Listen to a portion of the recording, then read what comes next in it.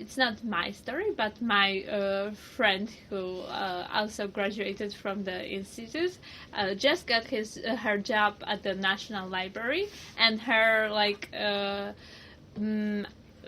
thing was that they chose her.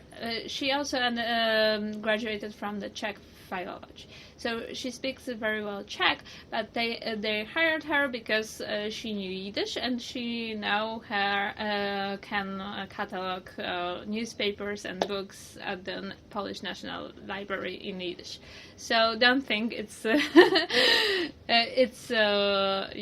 useless language. It's very useful. So she never thought she would that would be her thing, but now that's why they hired her. So yeah, Yiddish is important.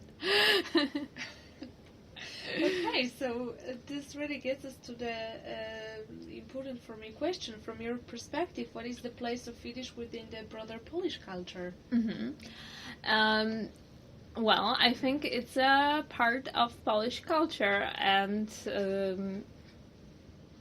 especially for my time period, but also later and also before, but focusing on my time period,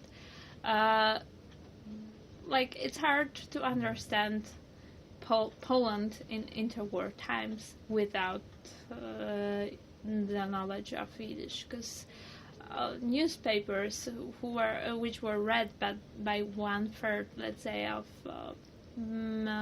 people who were living here were in Yiddish. So how can you understand the word without 1/3 of the word?